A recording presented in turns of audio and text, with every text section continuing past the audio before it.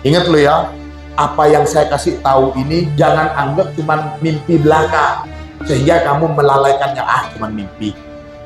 Dan ini riwayat hadis tentang bagaimana interaksi orang yang sudah dianggap mati itu bisa mendatangi orang yang masih hidup meskipun dalam mimpi. Dan betul ternyata. Jadi sepanjang waktu orang yang mengucapkan salam kepada Rasulullah itu selalu ada. Dan sepanjang waktu juga berarti Rasulullah selalu hidup untuk menjawab minimal itu. Nah, gak pernah ada matinya Rasulullah. Assalamualaikum ya Rasulullah. Rasulullah menjawab salam.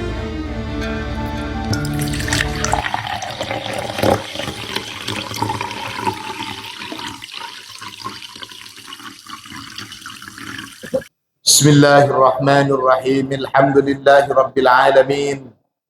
Allahumma salli ala sayyidina Muhammadin al-fatih lima ughliqa wal khatim lima sabaq nasiril haqqi bil haqqi wal hadi ila siratikal mustaqim wa ala alihi haqqa qadrihi wa miqdarihil azim.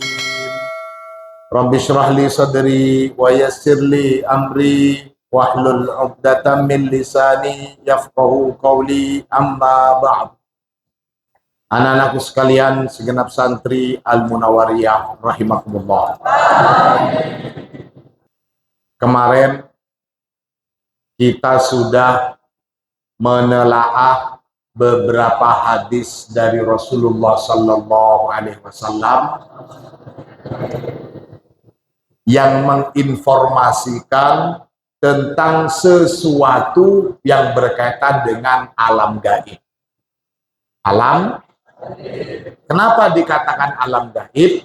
Karena hal tersebut di luar jangkauan akal manusia dan di luar dari panca indera kita.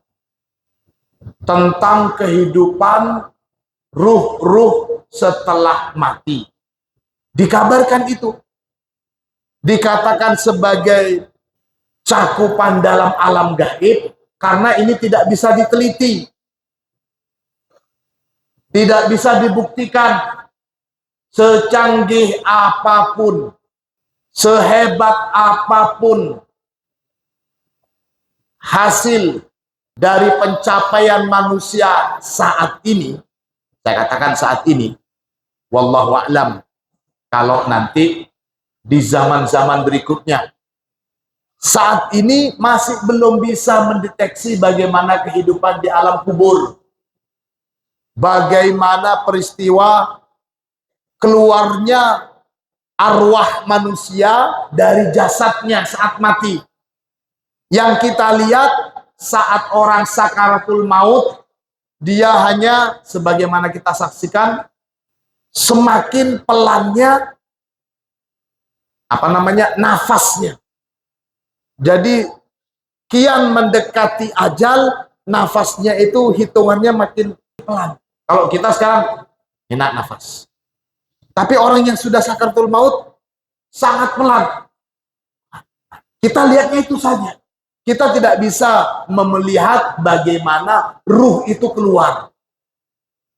Tapi dari kisah-kisah kemarin, bukan saja menceritakan bagaimana ruh itu keluar, bahkan bagaimana kondisi ruh-ruh manusia yang sudah mati itu melakukan tugasnya.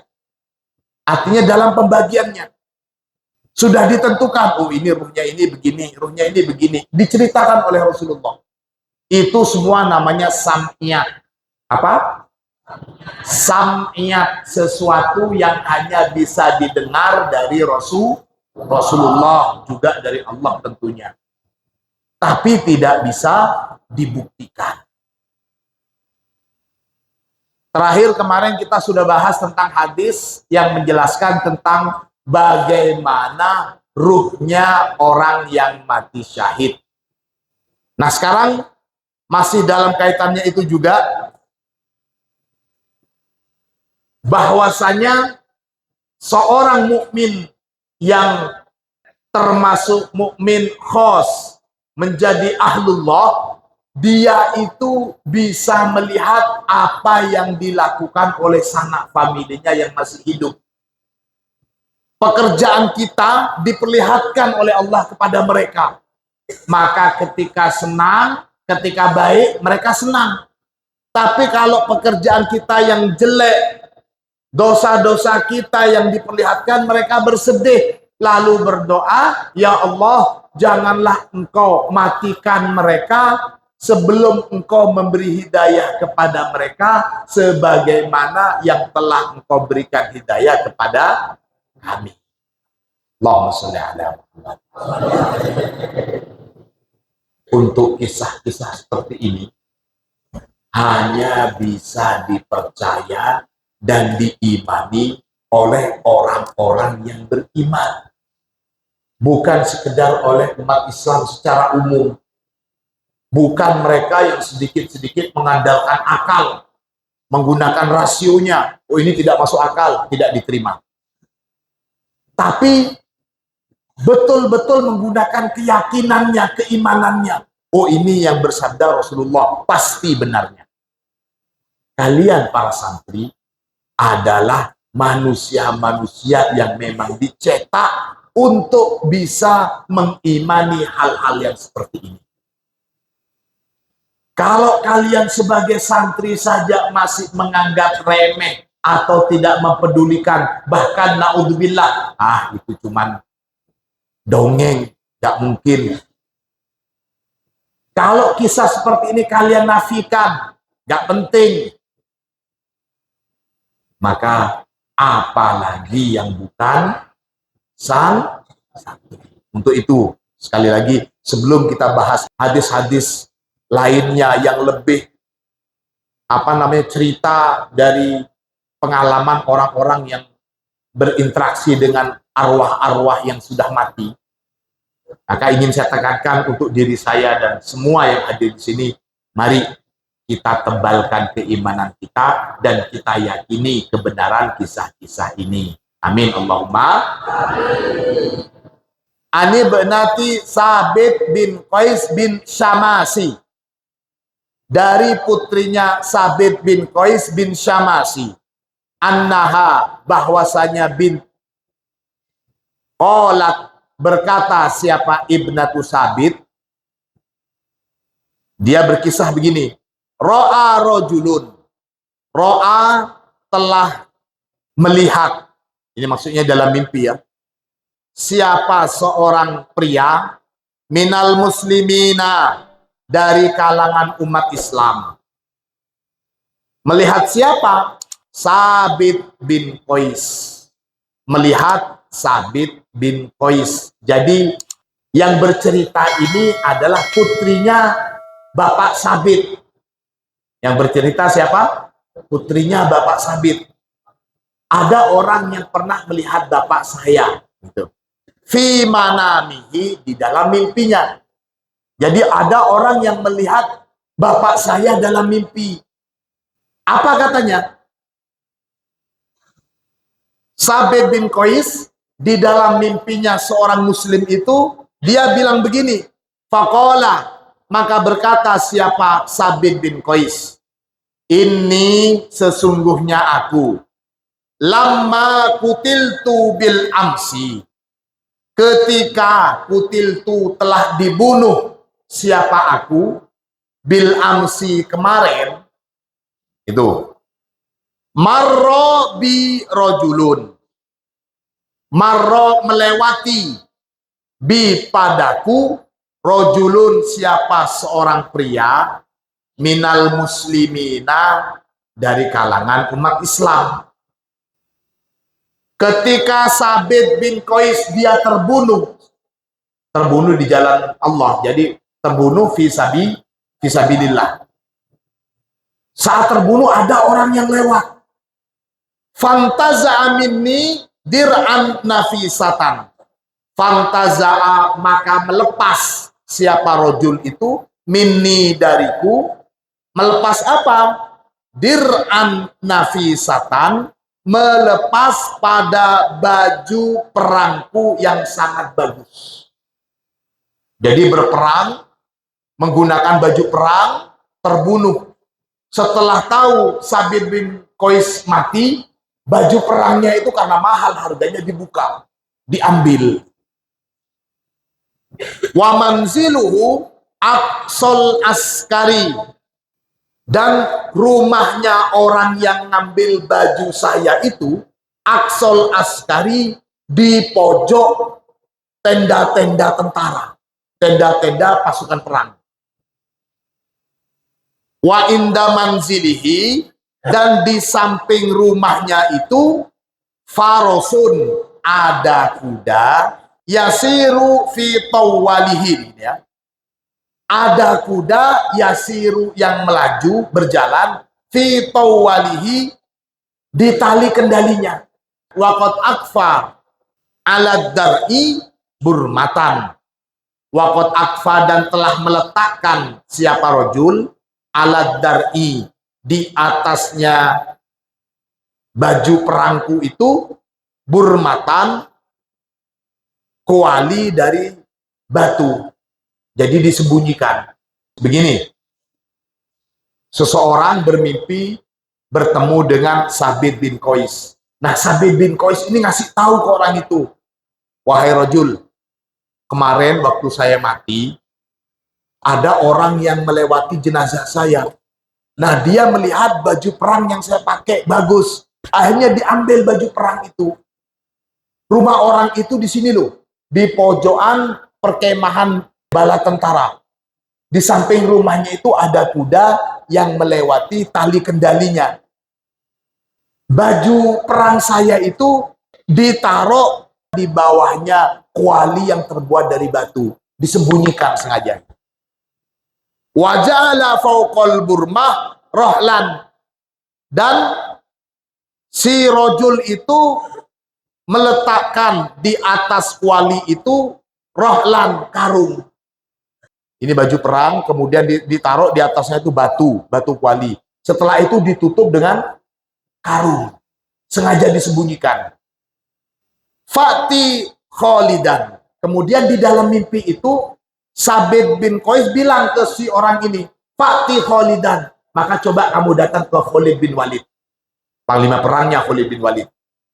Fayab'as ila dir'i, suruh dia ngambil baju perang saya itu. Jadi suruh ambil baju perang itu. Yang nyuruh ini adalah orang yang sudah mati. Dikasih tahu di mana diletakkan baju perang itu. Falyakhudha, maka tolong ambilkan baju perang itu. Faida qadimta ala khalifati Rasulillah sallallahu alaihi wasallam. Faida qadimta, maka ketika qadimta datang siapa kamu?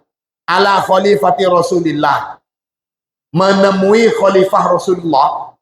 Pada waktu itu khalifahnya adalah Abu Bakar.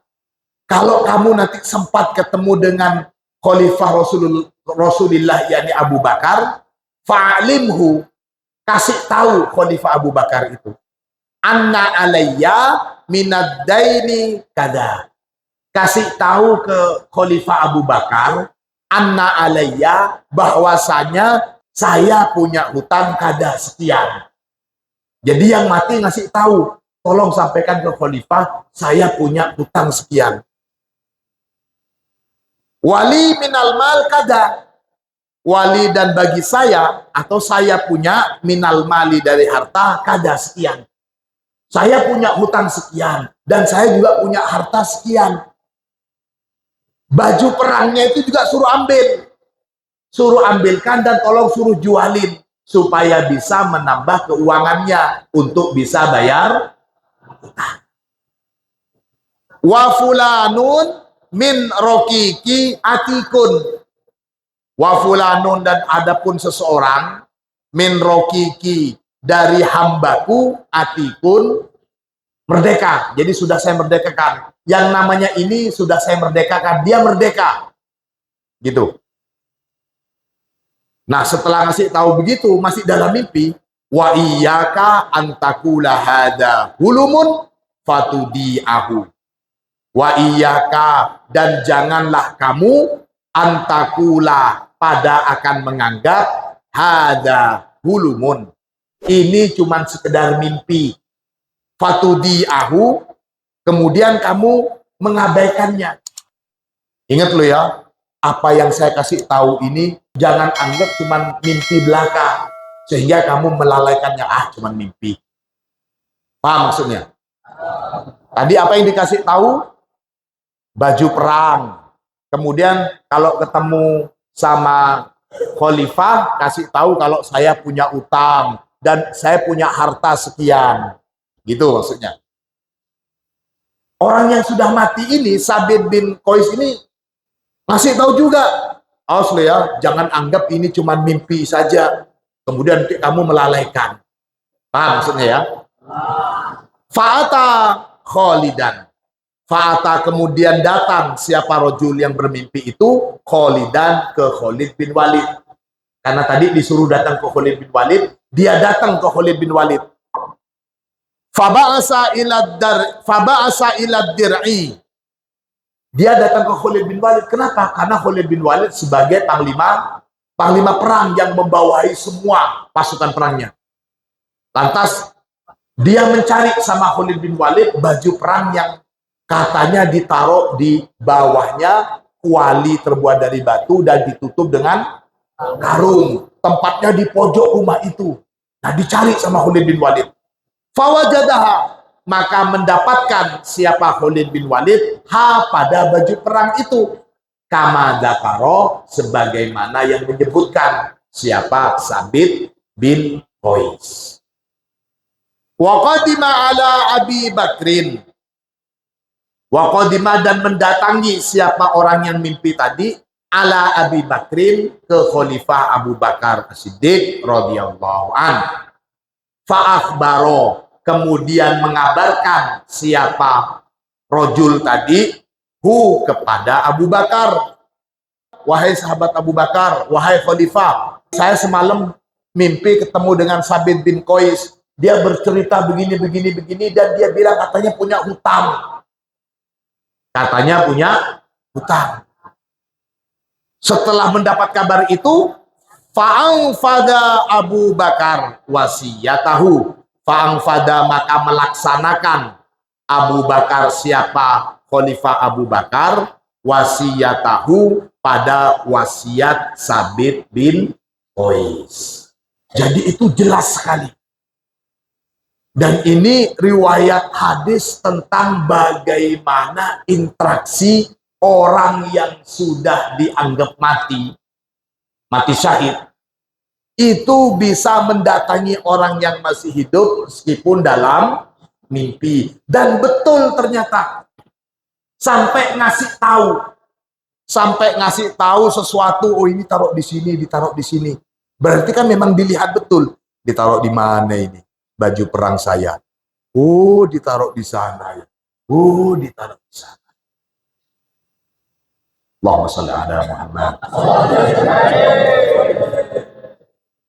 Meskipun kita tidak merasakan, tapi kita wajib yakin bahwa mereka, ruh-ruhnya orang-orang yang alim, para ahlullah itu bisa melihat apa yang kita lakukan. Ini salah satu riwayat hadisnya begitu. Wala yu'lamu anna ahadan, wala yu'lamu, dan tidak diketahui, anna ahadan, bahwa seseorang, jazat wasiyatuhu ba'da mautihi, jazat, terlaksana, wasiyatuhu, apa wasiatnya Ahad, ba'da mautihi, setelah kematiannya Ahad, illa Sabit bin Qais. Ini wala yu'lamu anna ahadan jazat wasiyatuhu ba'da mautihi illa Sabit bin Qais. Maksudnya begini nak, tidak diketahui lagi riwayat yang menjelaskan bahwa wasiat orang yang sudah mati itu terlaksana karena pemberitahuan si mayit setelah kematiannya, kecuali Sabit bin Qais. Setelah kematiannya itu kecuali Sabit bin Qais. Allahumma sholli ala Muhammad.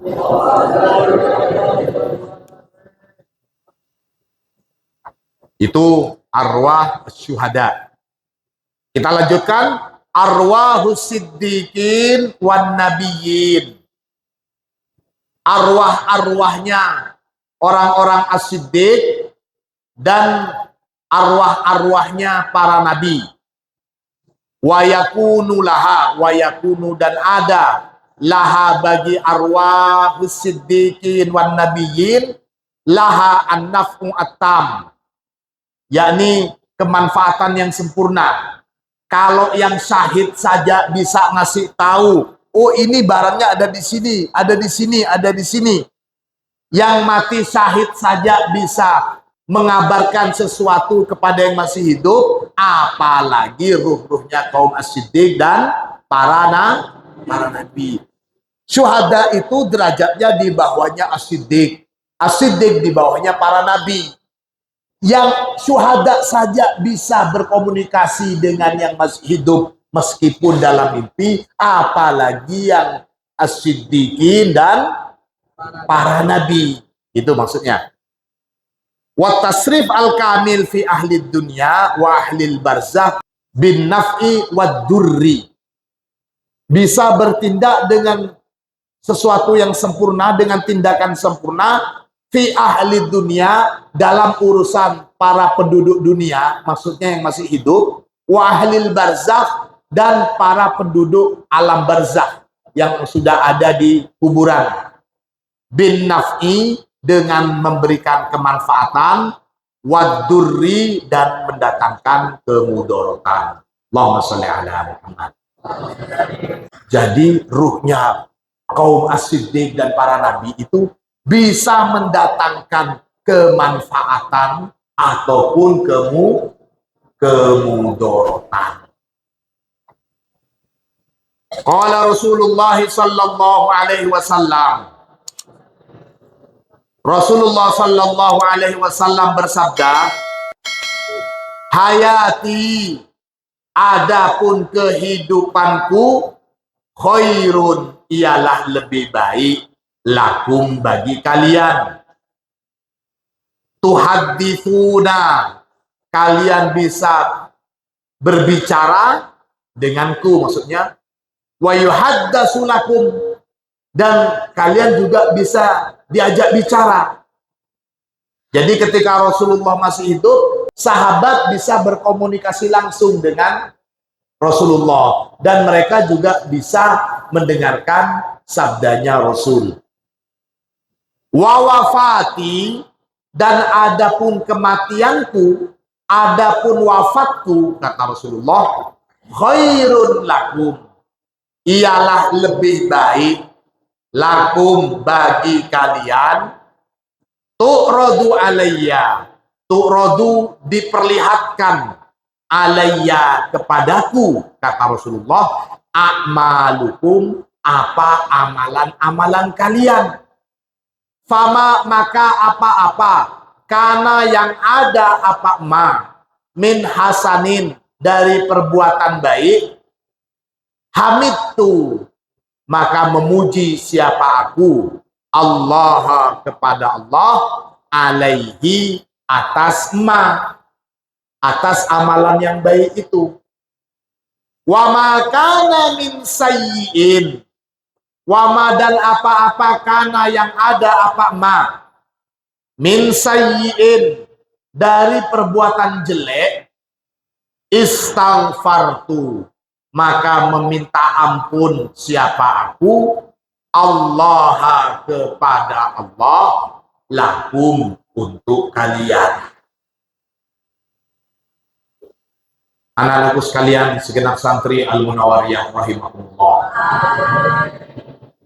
Kemarin kita sudah bahas hadis Nabi bahwa orang tua kita, leluhur-leluhur kita, di mana mereka termasuk kaum mukminin al-khosoh, amalan kita diperlihatkan kepada mereka. Amalan kita diperlihatkan kepada mereka. Nah sekarang bukan cuma kepada mereka saja diperlihatkan. Sebagai umat Nabi, amalan kita juga diperlihatkan kepada beliau.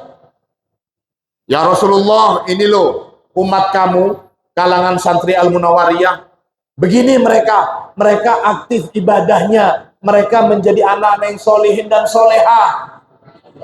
Rasulullah memuji Allah, alhamdulillah ya Allah, alhamdulillah, mudah-mudahan santri Al-Munawwariyah semuanya terus menjadi anak-anak yang solehin solehah. Rasulullah senang ketika ditunjukkan amalan atau ibadah santri Al-Munawwariyah. Tapi sebaliknya, kalau yang ditampakkan itu adalah keburukan-keburukan, kelakuan-kelakuan jelek, dosa-dosa dari umat Nabi, maka Nabi secara langsung beristighfar. Rasulullah beristighfar untuk kita. Rasulullah memintakan ampunan untuk kita. Wahai santri Al-Munawwariyah, wahai umat Rasulullah sallallahu alaihi wasallam. Kalau mbah-mbah kita lihat kita ini berlaku jelek, mereka berdoa, Allahumma la tumithum hatta tahdiyahum kama hadaitana. Ya Allah, janganlah engkau matikan mereka sampai engkau memberi hidayah kepada mereka sebagaimana engkau telah memberi hidayah kepada kami. Itu doa mereka. Tapi ketika Rasulullah dikasih tahu, langsung Rasulullah beristighfar. Astagfirullah ya Allah, ampunilah dosa-dosanya santri Al-Munawwariyah. Selama ini mereka kalau disuruh ngaji kabur, mereka tidak tahu kalau itu nyakitin hati gurunya.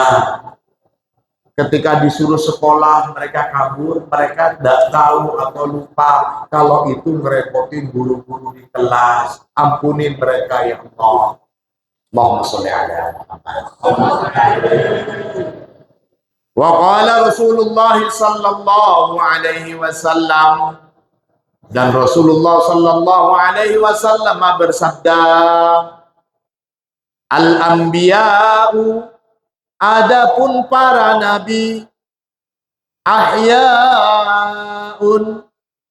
mereka itu hidup, fi kuburihim, di dalam kuburan mereka, yusalluna, melaksanakan sholat, subhanallah walhamdulillah wa la ilaha illallah wallah.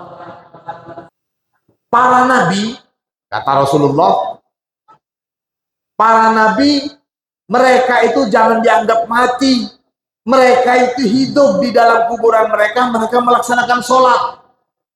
Wa qala Rasulullah sallallahu alaihi wasallam, dan Rasulullah bersabda, ma min ahadin, tidaklah dari seorang pun, yusallimu, yang mengucapkan salam, siapa ahad, alayya, kepadaku, illa, kecuali, radda, mengembalikan, Allahu, siapa Allah, alayya, padaku, apanya yang dikembalikan, ruhi, pada ruhku, hatta, sehingga, arudda, menjawab siapa aku, alaihi, pada si ahad. Menjawab apa? Assalama, pada salam. Rasulullah tegaskan, tidaklah satu orang pun yang mengucapkan salam kepadaku, kata Rasulullah, kecuali Allah mengembalikan ruhku ke dalam jasadku supaya aku menjawab salam orang itu. Kalau kita mengucapkan salam kepada Rasulullah, maka pasti Rasulullah menjawab salam kita. Pertanyaan kita sekarang gini, nah, lihat. Kapan kira-kira waktu di mana waktu ini tidak ada ucapan salam dari umat Islam kepada Rasulullah. Ada nggak kira-kira waktunya? Gak ada. Kita sekarang yang ada di Indonesia, kita taruhlah sholat 5 waktu. Di dalam sholat kita, ini yang salam yang wajib, kita selalu mengucapkan salam kepada Rasulullah minimal ketika duduk at-tahiyyatul mubarakatus shalawatu thayyibatu lillah. Assalamu alaika ayyuhan nabiyyu wa rahmatullahi wa barakatuh. Assalamu alaika. Jadi setiap kali kita sholat, kita mengucapkan salam kepada Rasulullah. Belum lagi ketika dalam sholawat, Allahumma sholli wa sallim ala sayyidina Muhammad. Nah, itu juga sholawat dan salam, mengucapkan salam kita. Ketika kita mengucapkan salam kepada Rasulullah, maka Rasulullah menjawab salam kita. Apalagi langsung, Assalamu alaika. Ka itu berarti kamu yang ada di depan. Saat kita sholat, kita wajib bisa membayangkan bahwa kita mengucapkan salam kepada Rasulullah yang ada di depan kita. Assalamualaikum ayyuhan nabi. Salam kepada engkau, wahai nabi. Warahmatullahi wabarakatuh. Rasulullah menjawab salam kita. Waalaikumsalam, wahai Santi Al-Nawariyah. Waalaikumsalam, wahai Mas'ud. Waalaikumsalam, wahai Zidan. Waalaikumsalam, wahai. Rasulullah menjawab semuanya. Tapi kan banyak yang salam. Gimana cara jawab? Itu sudah kekuasaan Allah. Bisa nggak bobotan? Sekarang kita di sini sudah sholat isya. Di tempat lain belum isya. Di tempat lainnya juga belum maghrib. Di Mekah selisih kita dengan Mekah itu 4 jam. Sekarang kalau umpamanya jam 8:30, maka di Mekah itu masih jam 5:30. Masih belum maghrib. Kita di Indonesia umat Islam sudah istirahat, tidur. Di daerah lain masih sholat. Di daerah lain masih sholawat.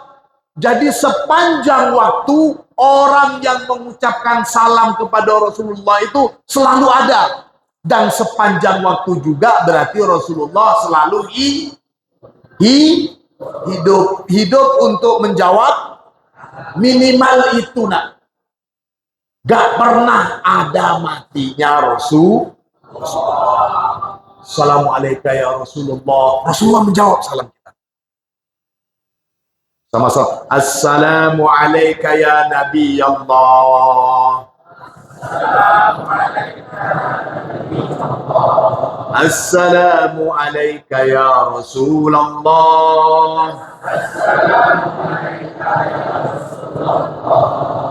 Assalamu alayka ya Habib Allah. Assalamu alayka ya Safi Allah. Assalamu alayna wa ala ibadillahi salihin. Assalamu alayna wa ala ibadillahi salihin. Allahumma salli ala محمد الفاتح لما أغلق والخاتم لما سبق ناصر الحق بالحق والهادي إلى صراطك المستقيم وعلى آله حق قدره ومقداره العظيم. Santri Al-Munawariyah rahimakumullah. Ini kita bertambah ilmu lagi. Setiap kali duduk tahiyatul akhir, kita mengucapkan salam kepada Rasulullah dan kita berusaha untuk meyakini Rasulullah ada di hadapan. Kalian kalau ada di hadapan kiai, ada di hadapan Ustaz, bisa duduk anteng, bisa tenang. Apalagi kalau bisa meyakini bahwa di depan kalian saat sholat itu adalah Rasul. Semoga ilmu ini bermanfaat bagi kita. Ya, betapa banyak orang yang sudah mendapatkan ilmu, tapi ilmunya itu tidak masuk ke dalam hati. Apalagi yang model ilmu-ilmu gaib seperti ini. Betul. Maka kita berharap mudah-mudahan Allah membuka pintu hati kita agar kita bisa semakin merasakan kehadiran Rasul. Kalau kita bisa merasakan kehadiran Rasulullah, saya yakin kalian akan mudah sekali menjadi anak-anak yang solihin dan Tapi kalau ilmu-ilmu seperti ini saja kalian menganggap itu sesuatu yang tidak bermanfaat, na'udzubillah, subhanallah, butuh latihan untuk merasakan hal-hal seperti itu. Kalau umpamanya kalian sulit sekali untuk terbuka, untuk bisa merasakan kehadiran Rasulullah, maka jangan ditanyakan benar atau tidaknya hadis ini, tapi kembali kepada diri kita. Ternyata hati kita ini masih sangat gelap sekali. Berita dari Rasulullah masih belum bisa menyentuh hati kita. Na'udzubillah. Mudah-mudahan sekali lagi Allah menganugerahi kita semakin bisa merasakan kehadiran Rasul. Wa akbaru naf'in, dan paling besarnya kemanfaatan, intafa'at, yang bisa mengambil manfaat, hu pada naf'in, ummatu Rasulillah sallallahu alaihi wasallam. Siapa umat Rasulullah sallallahu alaihi wasallam? Innama sesungguhnya ma barang, karena ada apa ma, bi barokati ruhi Sayyidina Musa alaihissalam, yakni dengan sebab keberkahan ruhnya Nabi Musa alaihissalam. Paling besarnya manfaat yang bisa dirasakan oleh umatnya Rasulullah atas interaksi yang sudah mati dengan yang masih hidup adalah keberkahan ruhnya Nabi Musa. Apa itu? Lihat. Ini dikatakan falaulahu, jika tanpa manfaat tersebut, lakanatis sholatu, maka ada as-sholatu, apa kewajiban sholat bagi umat Muhammad, khomsina, ialah 50 rokaat. Saat Mi'raj, ketika Rasulullah bertemu dengan Allah, Allah memerintahkan sholat berapa kali? 50 kali. Rasulullah sudah nggak mau nolak, Rasulullah sudah turun. Ketika sudah turun dari Sidratil Muntaha, ketemu dengan Nabi Musa. Nabi Musa tanya, padahal waktu itu Nabi Musa itu sudah mati. Saat bertemu dengan Nabi Musa, Rasulullah ditanya, Allah memerintahkan apa untuk umat kamu, wahai Muhammad? Allah menyuruh umat saya sholat 50 kali. Wah, berat itu, umat kamu kecil-kecil, umat kamu lemah. Segera kamu kembali kepada Allah dan minta dispen. Jangan 50, berat sekali, kasihan umat kamu.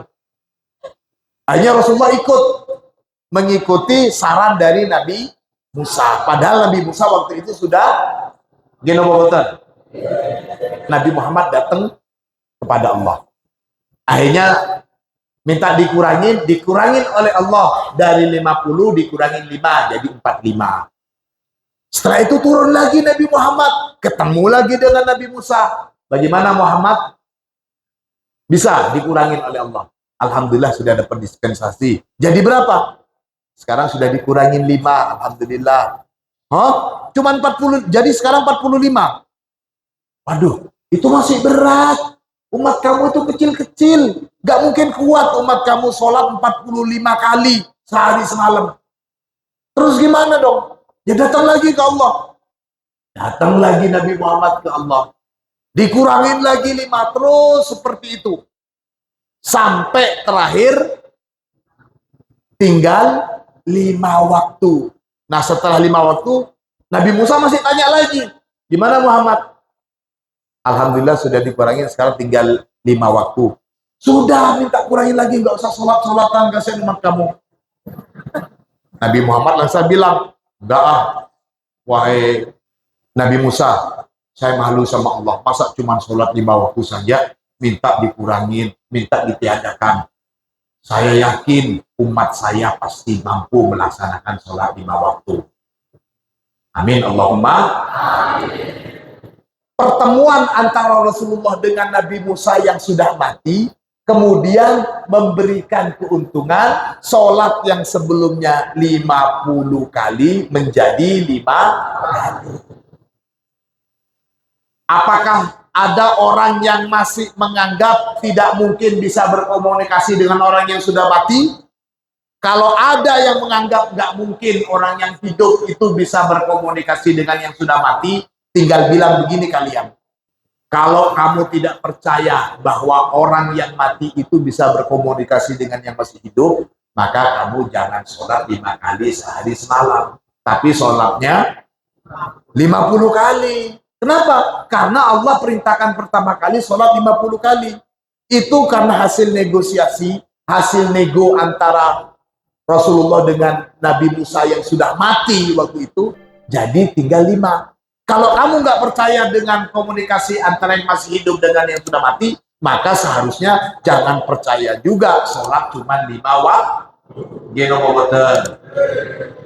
Maka ini dikatakan wa akbaru naf'in intafa'athu ummatu Rasulillah innama kana bi barakati ruhi sayyidina Musa alaihi salam. Falaulahu lakanatis sholatu khamsina marratan. Alhamdulillah. Ini contoh keimanan kita kepada alam dan mudah-mudahan ilmu kita bermanfaat. Al-Fatihah.